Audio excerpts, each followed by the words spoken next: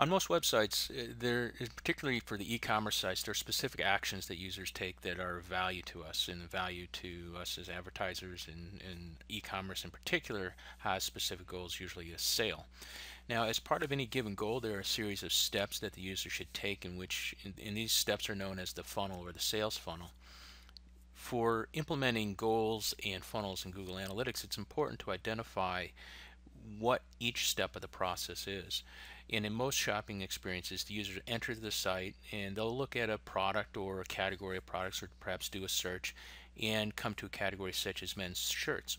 Now, as they do that, they'll look at various shirts options that are returned in the category or the search, and eventually, hopefully, they will select a particular shirt and view the details. Now, the question for advertisers is where the funnel begins. For some advertisers, they'll start the funnel where the user adds this to the shopping bag. In other words, the user has decided that this is something that they want, at least at the moment, and they've taken the first step into actually making the purchase.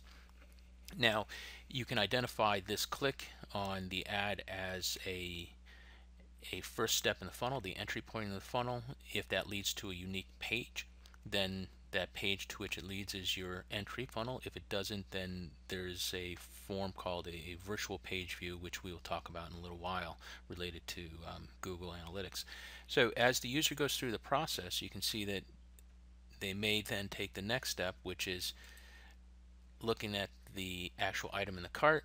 They're verifying the total for that item, so this is another step in the funnel.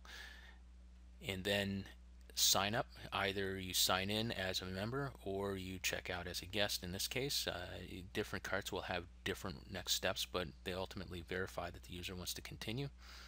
And then the user information is another step in the funnel. Each one of these is a unique URL or a unique virtual page view, and again, we'll talk about that in just a little bit. And then again, another step, filling out the information and making your payment. Now, what's important to note here is that in each one of these steps, the user has the opportunity to exit. These exit points may be that the user simply stops and closes the browser or walks away and the session times out. Other entry points or exit points may be that they get distracted. You see here they have share buttons and or privacy statements that users may get distracted. It's important as you put together the funnel to also understand what are the points of exit that could take place, and if there are some that are happening frequently, you may indeed set those up as events. And events are particular actions that take place that we can track that don't necessarily lead to another page. For instance, in this case, privacy has a Java window pop-up. That's not a separate page, but it is an event, and we want to track that in case there's a distraction from the purchase. So the next step in this is we go through is to set up each one of these pages as an event in the funnel in Google Analytics, and we'll jump into that next. So when you get into Google Analytics, you go into your account. We've got a demonstration account here.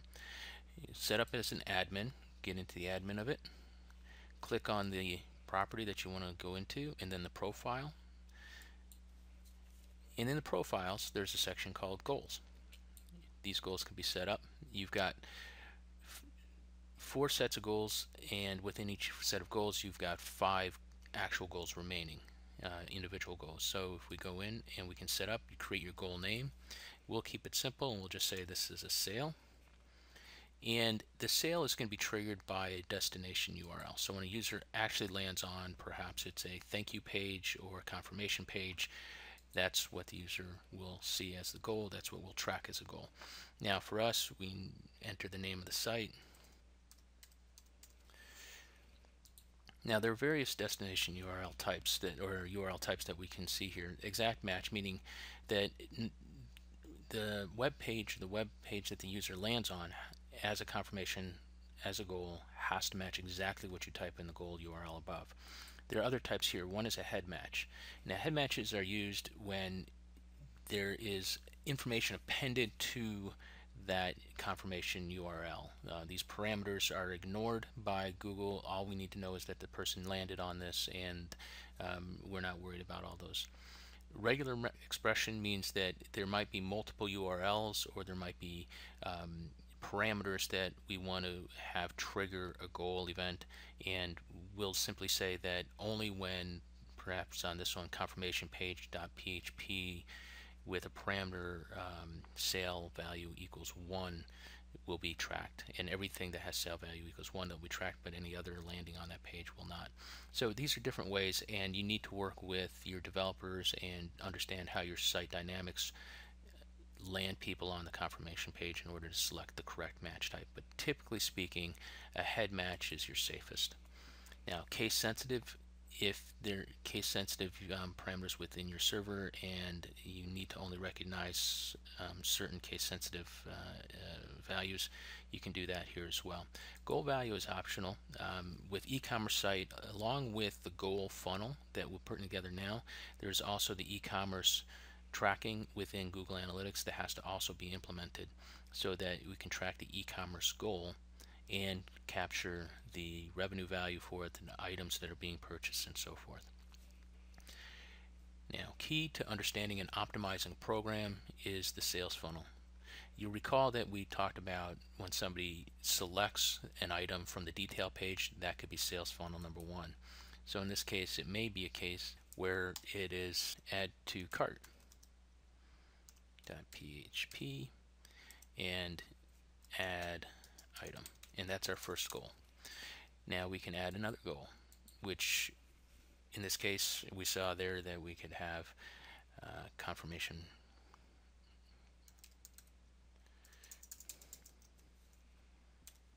confirm.php,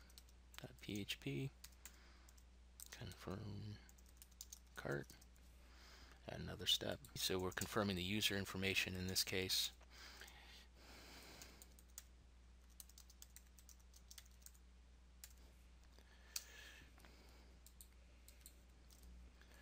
And then payment.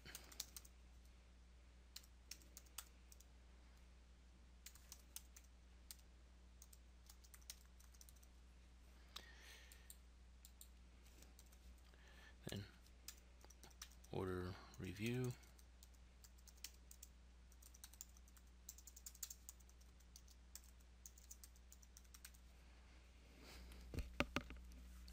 And these are all your steps up to the point of sale. Once somebody clicks continue on order review, then that will take them to the sale URL that we put in above. This is how you can track a funnel, and you save this, and then that will give you your sales funnel for the particular goal.